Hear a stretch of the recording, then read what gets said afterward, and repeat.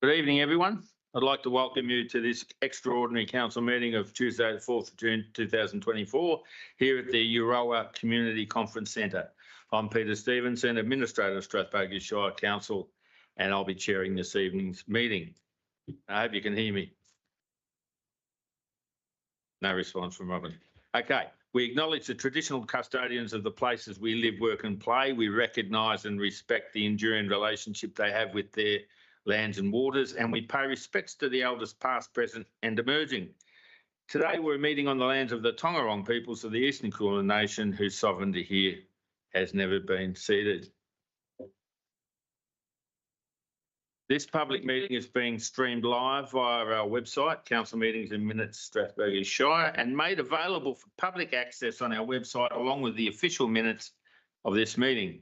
All care is taken to maintain your privacy. However, as a visitor in the public gallery, it is assumed that your consent is given in the event that your image is broadcast to the public. It is also assumed that your consent is given to the use and disclosure of any information that you share at the meeting, including personal or sensitive information, to any person who accesses these recordings or minutes. Council considers that the recommendations contained in this agenda give effect to the overarching governance principles stated in Section 9(2) of the Local Government Act 2020. These principles are numbered 1 to 9 on page 2 of the agenda. We welcome the people in our public gallery and also those viewing this meeting through our live stream via our website. This meeting is being held in accordance with Strathbogie Shire's governance rules. And if we have technical difficulties during today's meeting, which means we're unable to stream the proceedings to the public, we will continue with the meeting given the public gallery is open. If an officer has a conflict of interest in a matter, they will be asked to leave the meeting and no discussion on the matter will commence until we are sure they have done so. The person will then be contacted to rejoin the meeting after the matter has been considered and the vote concluded. And tonight, submitters will be called verbally to present their submission.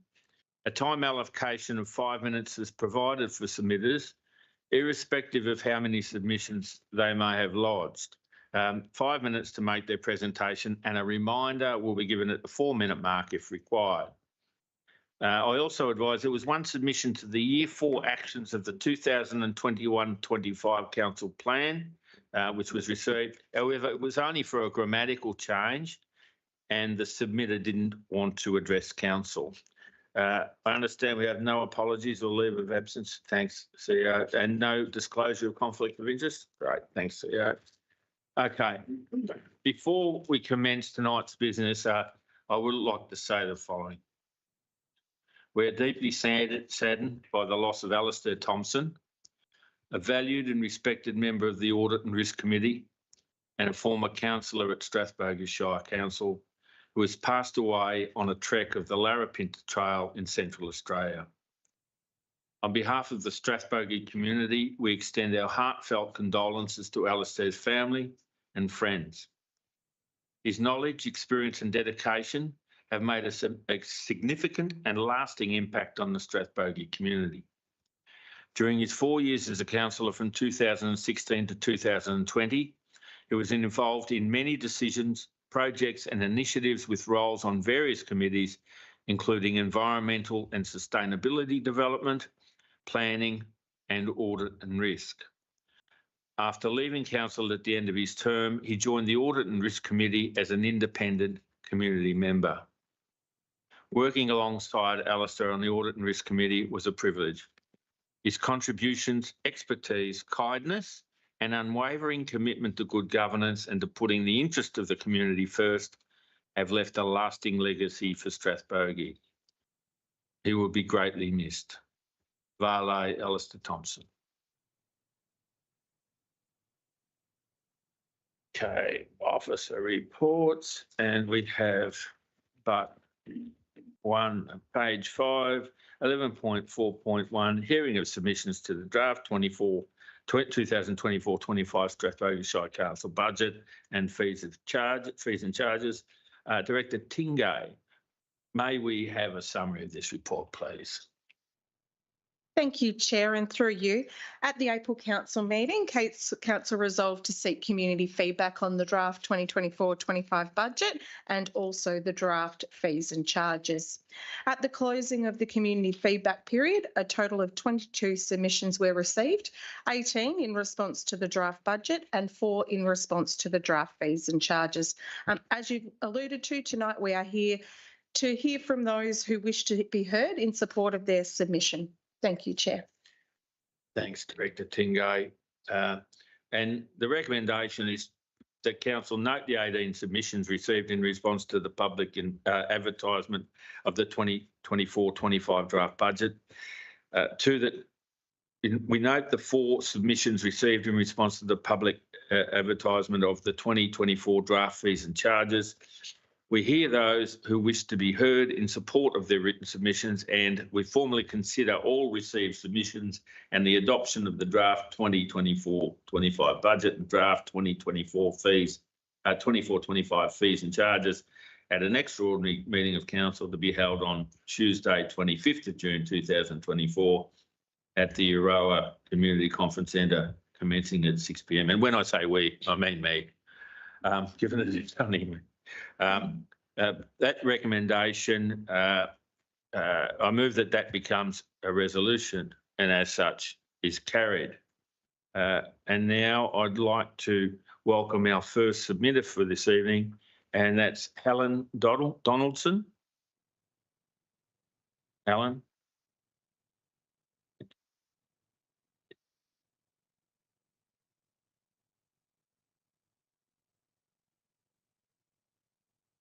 Thank you for giving me the opportunity to be here tonight. My interest is pedestrian and cycling safety, but in particular, the triangular block around Euroa Primary School and St Paul's Anglican Church. I walk that area every day, twice daily. There's one spot in particular, it's the bus parking bay and the main entrance to the primary school. Now, I'm aware that's probably not a council area.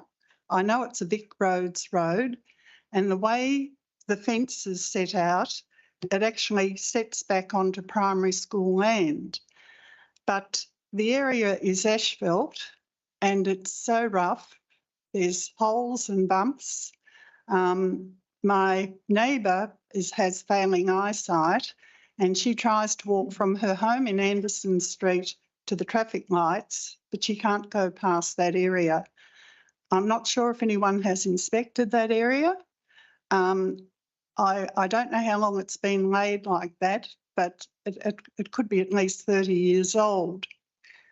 The next point is Strathbogie Street. It's a triangular block, and I walk around that triangular block, and each side, it's not really, well, the old highway side is acceptable, but there's a spot near the op shop of the Anglican Church that in heavy rain fills with water, and it also collects debris.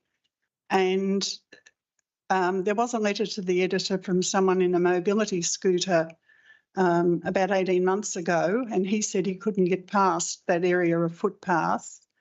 I think the maintenance guys do check it, but it's I think it needs checking more than that. My other main thing is Strathbogie Street. There's no footpath in Strathbogie Street. People walk up the roadside to get where they're going. It has a one-way section.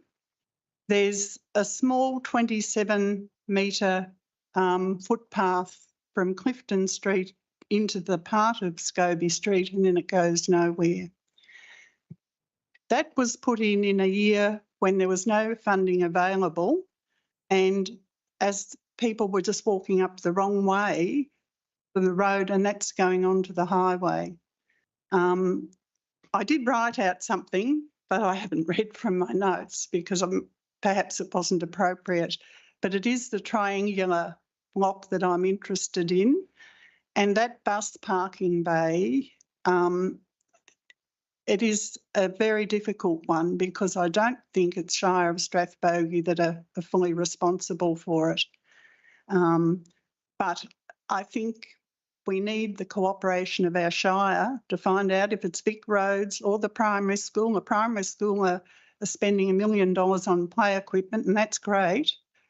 But that area, there's no footpath. We go from a sealed footpath to rough asphalt with bumps and bare earth, and then we're back on the good footpath.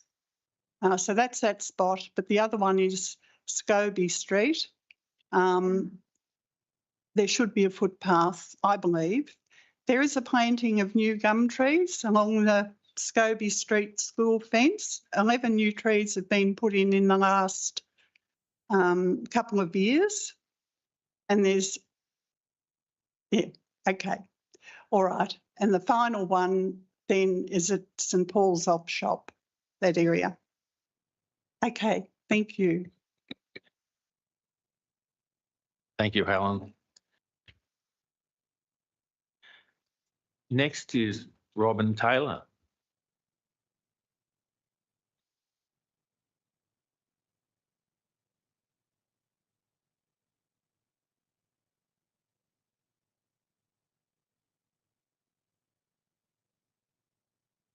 Thank you for the opportunity to present this evening. I'm here on behalf of Kerwins Bridge Funding Group. It's a working group that was initially set up by Julie and with the support of Merrill Boyd. And it was originally called the Kerwins Bridge Advocacy Group. But funding just seems to make more sense to people. So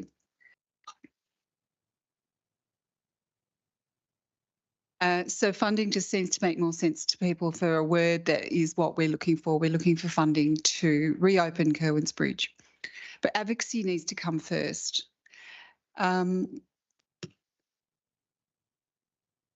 We're asking that you consider a budget proposal to engage a Heritage Victoria consultant to commence work on securing a building permit for the rehabilitation of Kerwins Bridge.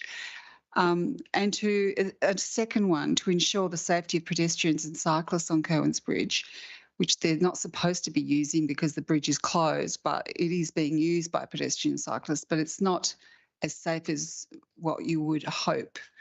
And we need to facilitate our advocacy activities to secure funding to raise the profile of the bridge. So both of these budget items are essential to start a rehabilitation process.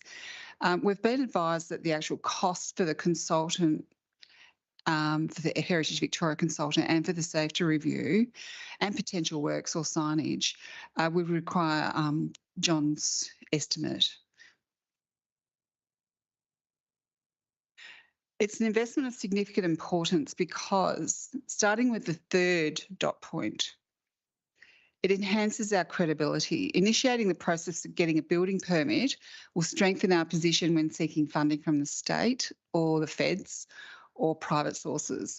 So demonstrating that this critical aspect of the project is already underway enhances our credibility and increases the likelihood of securing funding. The second dot point is all about time efficiency because it does take a long time, we know, in working with Heritage Victoria. It can take up to 12 months or more to get a building permit. So by initiating this process now, we can ensure that when funding does come through, that we can hit the ground running. And probably the community commitment is the opportunity that I think the council could grasp, is investing in getting a building permit demonstrates the council's dedication and commitment to actually reopening the bridge and reassuring the community. So advocacy, even though it's a word that not everyone's familiar with, it's all about raising the profile of the bridge so future funders can see how much the bridge means to the people of Ngambie and the surrounding region. Our advocacy efforts will be managed under Go Ngambie. So we're now under Go Ngambie rather than Kerwins Bridge Funding Group, which Julie helped us to set up. And things like installing solar fence lights on the bridge to light up the bridge contributes to social tourism and nighttime photography media and maybe some drone imaging. And it just showcases the heritage structural features at night. And that draws tourists to to come during the day, not necessarily at night, but it will be on social media. We're thinking maybe a fun run like the park run that Go Ngambie do now from the Royal Mar Hotel to Kerwins Bridge is exactly 5 kilometres.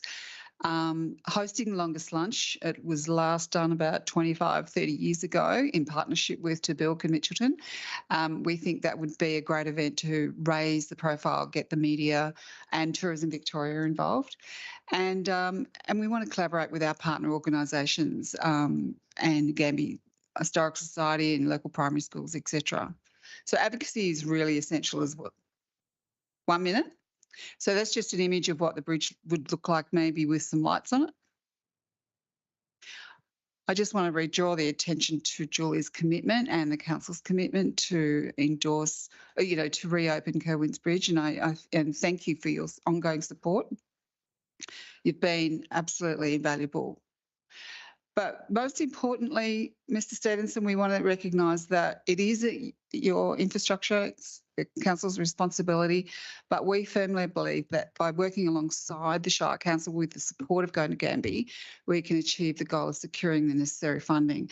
And we're eager to work alongside rather than in the past where we butted heads. And this is a new opportunity for cohesion and trust. So thank you for considering our proposal. Thank you, Robin, and you're welcome. And good timing. Next is Kerry Bradshaw.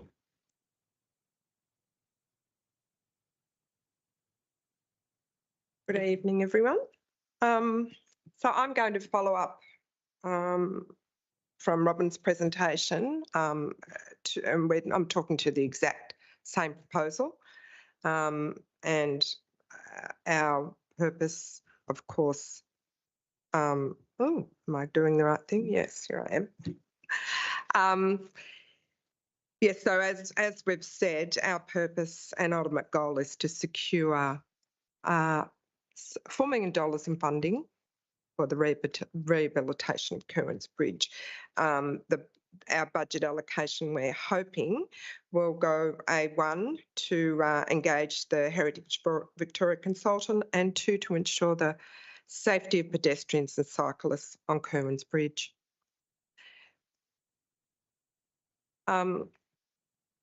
With the rehabilitation options, as we know, there are 3 of them.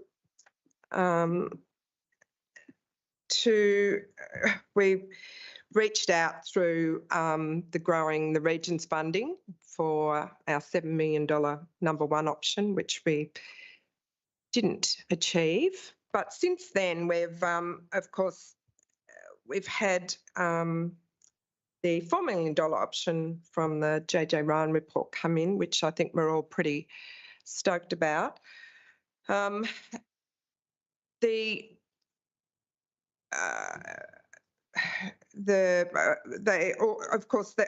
of these have been completely costed, and so there is possibly a variation in the amount of funding needed. At this stage, where the funding pursuits that are to be diverse, there'll be federal grants, state grants, tax deductible business donations subject to Go Ngambie's charitable trust vehicle, tourism and event donations, and perhaps a Shire infrastructure loan thrown into the mix. So we do feel that options 2 and 3, of course, are more achievable in this economic climate. So with number 2, really, I think being the most favourable.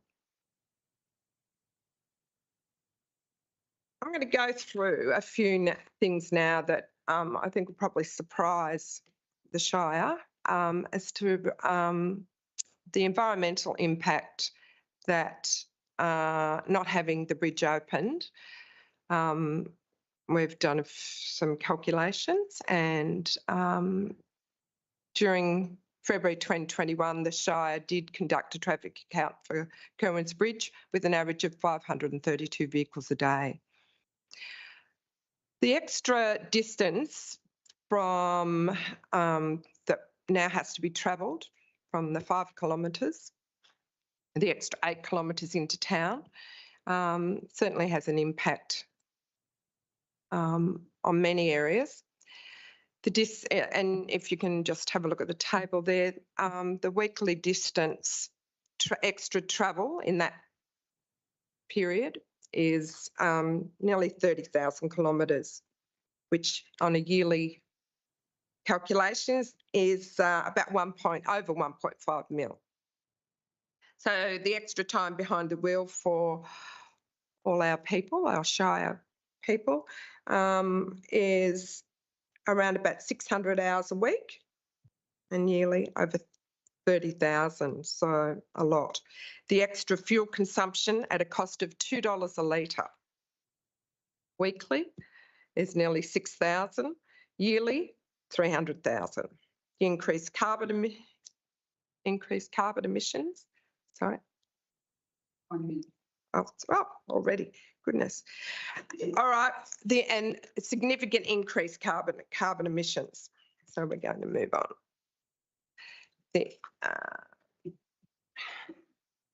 So the bottom line with all of that and the reduction of vehicles going into town, that we've calculated that just at $25 per vehicle is a daily economic impact to the high street traders of $2,000, the monthly impact of $60, and a yearly impact of $730,000, which is significant.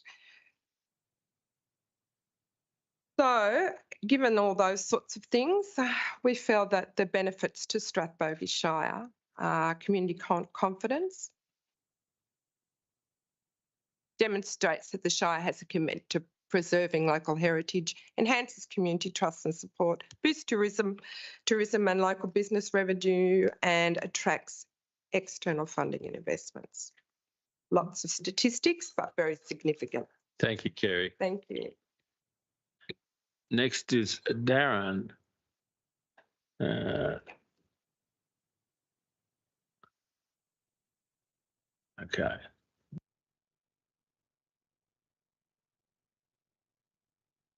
Thank you for the opportunity to speak and to present the proposed budget allocation.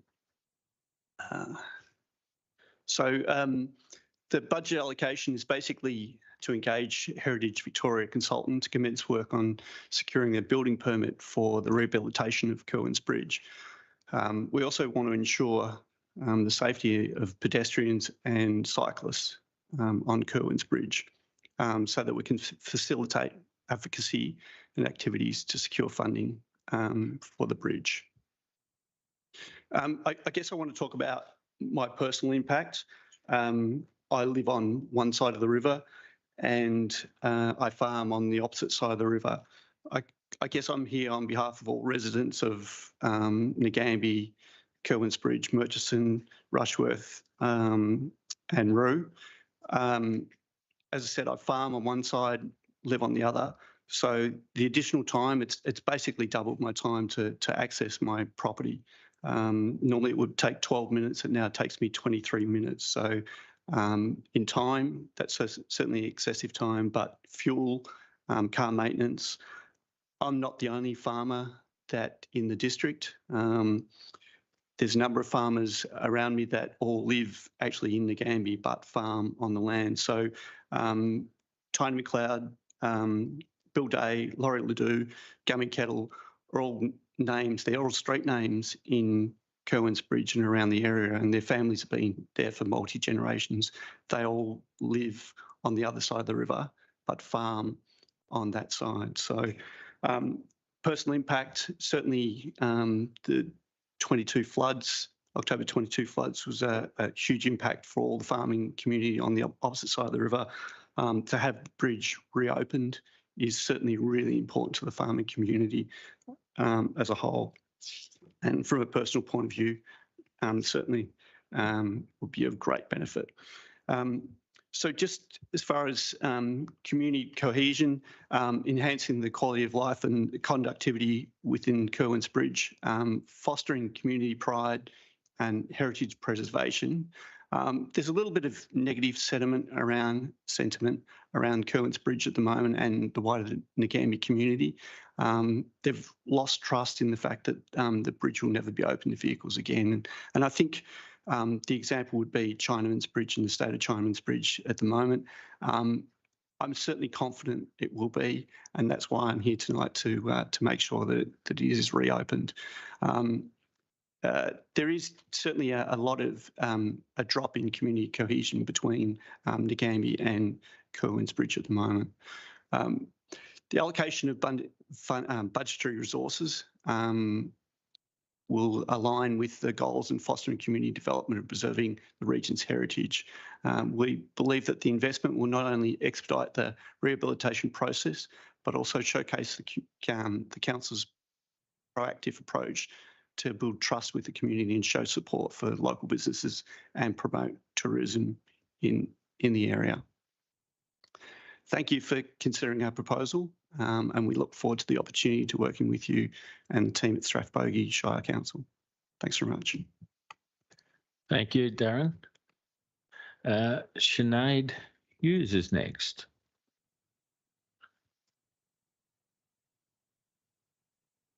Over to you, Sinead.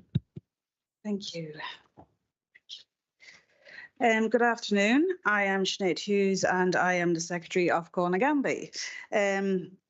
I'm here this evening to express concerns regarding the new proposal of higher fees and charges that are outlined on page 49 of the SSC draft budget 2024 to 25 changes and schedules.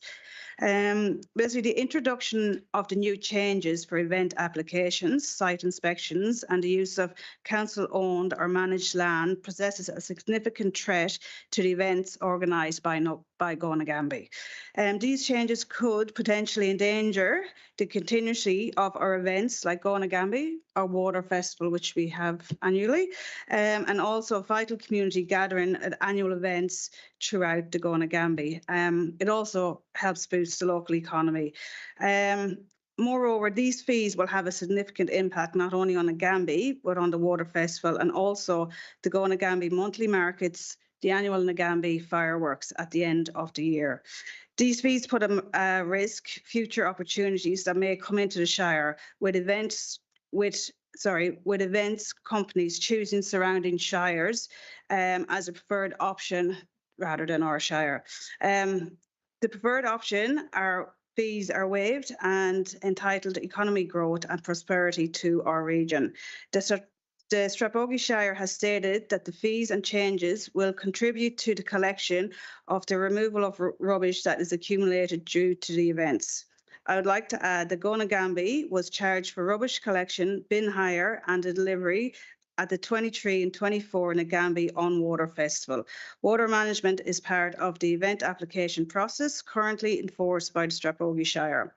It has also been mentioned that non-for-profit groups will be able to apply for grant funding through the Shire community grant schemes to contribute to these new fees. Grant application is a time-consuming and many groups are struggling with volunteers numbers to complete these lengthy applications. We also acknowledge the input and the time needed for the Shire and the staff to evaluate and assist in these grant applications. As our organisation dedicated to the growth and the prosperity of the Ngambie region, we urge the Council to reconsider these new applications. We are eager to enhance and to find other solutions that uphold the continued success to the vital community events and the overall development of Ngambie and the Strathbogie Shire we have as a thriving tourism destination. Thank you. Thank you very much, Sinead. Robin Weatherald, over to you.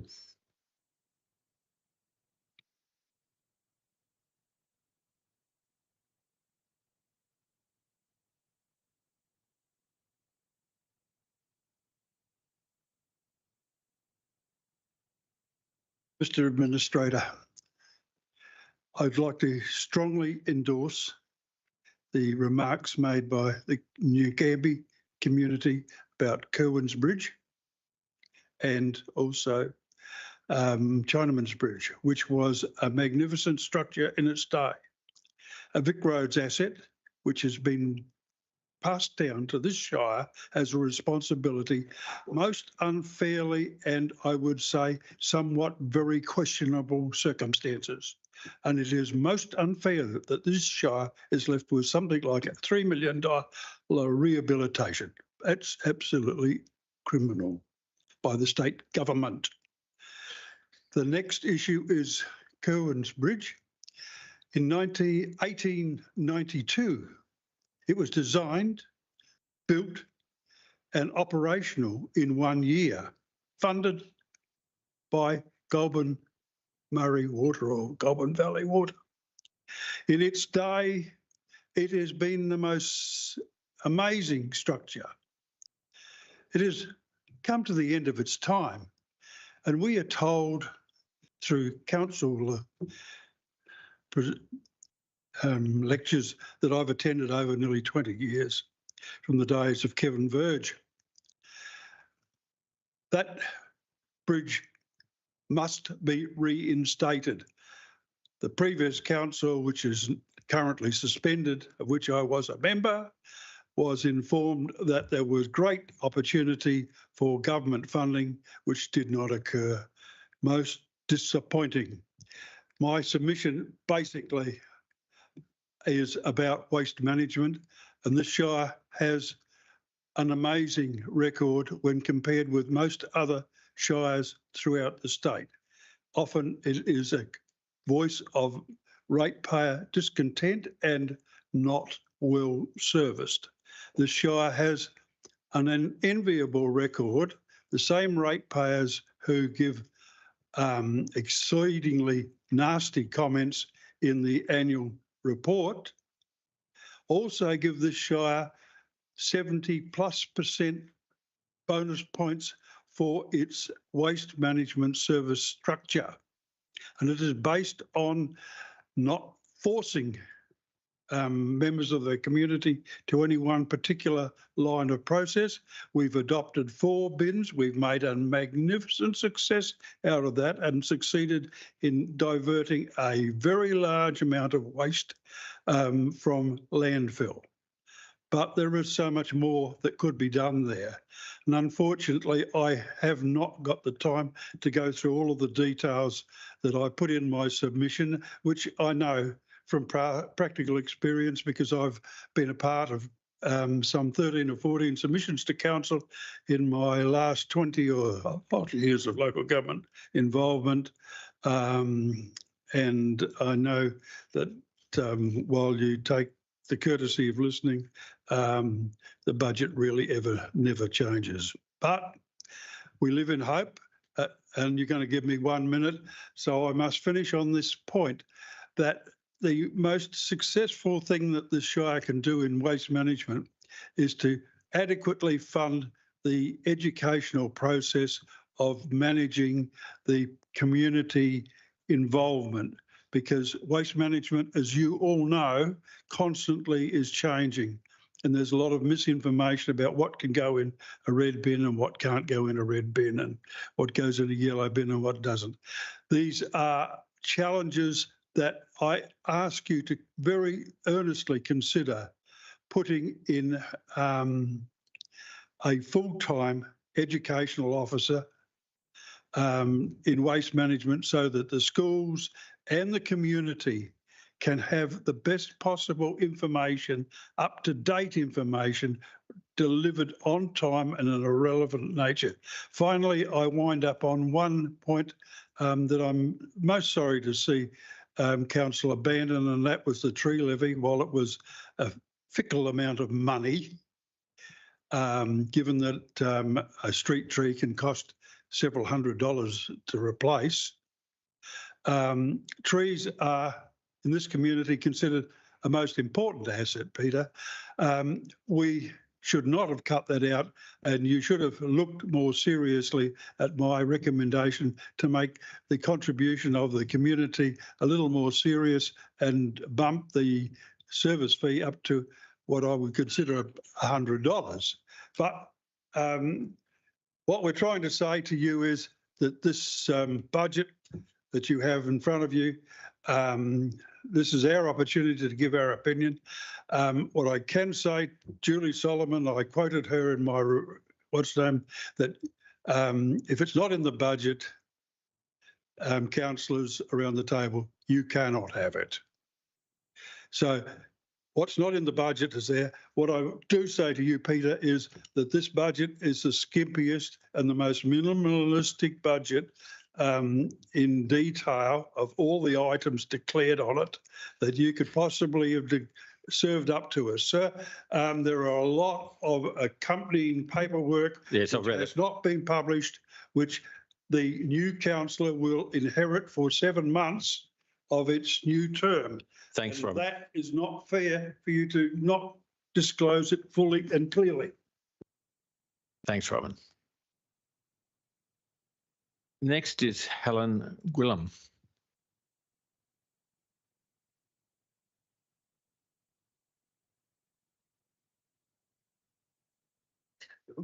Yes, thank you. That's all right. Thank you very much. Thank you. I'm Secretary of Avenel Active, which is the community action group for Avenel. We collaborate with other organisations, residents and businesses to advance the interests of the Avenel community. Avenel Active, its predecessor, the Avenel Action Group, and Avenel residents have for many years been advocating for a provision of a safe and accessible footpath between Avenel Railway Station, Sale Yard Road and Bank Street, and for upgrade of the Avenel Rail Yard car park to service the Avenel Railway Station, town centre businesses and access through the town. Delivery of these improvements requires a long-term lease of Crown land from rail authorities to council, and we are grateful to council officers who've been trying to obtain a lease for the last couple of years. We understand from recent conversations that there are now positive indications that rail authorities may be willing to offer a lease. That being the case, and understanding that lease finalising can take time, Avenel Active believes it's necessary for council to allocate forward budget to keep this project moving and to enable project design and construction to start as soon as possible after a lease is agreed. Our submission is firstly that council make provision in the 24-25 annual budget for design and community consultation for a safe and accessible footpath from the railway station crossing to Sale Yard Road and Bank Street, and in the 25-26 forward capital works programme for construction and delivery of the footpath. The footpath is an urgent matter of community safety.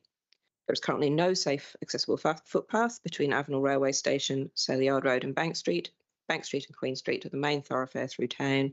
It's a 60-kilometre zone road, and it's the main traffic through from Nagambie to the highway. Pedestrians currently walk through large gauge blue metal and potholes alongside this speedy area, and we did provide some images in our submission. State government planning policy is driving growth in Avenel, increased subdivision around Sale Yard Road and further along Bank Street, where the Hughes Creek estate is being built, which is bringing increased numbers of pedestrians, cyclists and vehicles into the town centre. And council planning policy, as expressed in the draft Avenel 24 Township Strategy, also proposes rezoning to enable smaller lot subdivision. One of the arguments made in favour of small lot subdivision is that it will enable older residents to stay in place in Avenel and downsize. But if we're going to encourage this, we should make sure that there are safe paths of travel through town, I think, for those residents. Secondly, our submission is that council makes some provision in the forward capital works programme for design and construction, basically upgrade of the Avenel Rail Yard car park itself to service the railway station and town centre businesses and community activities. To provide safe and accessible car parking for rail passengers. There's currently no safe level pathway from the railway station to the car park, and there is no formed car parking, and there's no DDA compliant car parking either for rail passengers. Providing DDA compliant off-street parking would also benefit the town centre. There is no off-street parking around medical practice, pharmacy and businesses in Avenel. It's extremely dangerous for aged disabled drivers to be getting in and out of vehicles and also passengers on a 60-kilometre an hour road. There's quite a lot of heavy goods traffic. Upgrade of the car park would also support any potential future bus services. Clearly, we would like to see that happen in town at some point. And it would improve overall the attractiveness of the town centre and what is a growth area in Avenel and the northern entry to the town. We understand that asking for capital budget allocation ahead of a lease agreement is a significant request. We are mindful, however, that the Australian and Victorian government elections take place in 2025 and 26 respectively, and that strategic identification of this project as a council priority and having a shovel-ready design, at the very least, may assist in attracting financial support from other levels of government, and that's certainly something on which Avenel Active will keep campaigning. In summary, we believe that safe, accessible and landscaped town centre car parking and footpaths at the rail yard site is necessary foremost for community safety, to facilitate safe and accessible access to rail services and town centre businesses and through town, and ultimately to meet the growth needs of the community and the growth demands of both council and state government. Thank you. Thank you, Helen. Now, does Linda want to speak? Linda Taylor.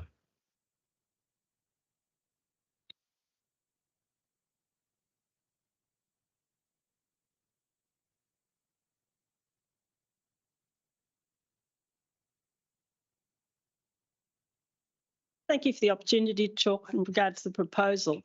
I'm here about the restabilisation and sealing of Agar Street in Bowlet Town in regard to dust. It's been an ongoing issue for, I think my previous or first submission was around 2019. It was approved in the council budget of 22-23 for this to be done, and it has not at this stage occurred. And since the original submission, conditions have changed considerably for the worse for the opening of the Shadforth Reserve Club Room and the men's shed at the site at the end of our street. There's some 21 community groups now using those club rooms on a regular basis, and sometimes 2 or 3 times a day or more. So the dust issue has got considerably worse, and I would like to add this list now to the proposal to back up the need to have something done in regard to this street. And thank you very much. Thank you, Linda. Thanks to all of our submitters. And whilst it's not time to respond to anything said tonight, I do thank you. And I will say I've read all of the submissions that have been sent in. I've read them a number of times, and I'll read them again before we do come back to council on the 25th. So thanks again. The next ordinary meeting of council of Strathbogie Shire Council is scheduled for the Tuesday, the 18th of June 2024, here at the Euroa Community Conference Centre, commencing at 6 p.m. And extraordinary council meeting is also scheduled to be held on Tuesday, the 25th of June 2024. And might I say, they're all extraordinary meetings, aren't they? Again, at the Euroa Community Conference Centre, commencing at 6 p.m. And this is the meeting which is to adopt the draft 2024-25 Strathbogie Shire Council budget and fees and charges, and also the Pitch My Project recommendations for funding. So thanks again, everybody, officers as well. There being no further business, the meeting is closed at 6:43. I need new glasses.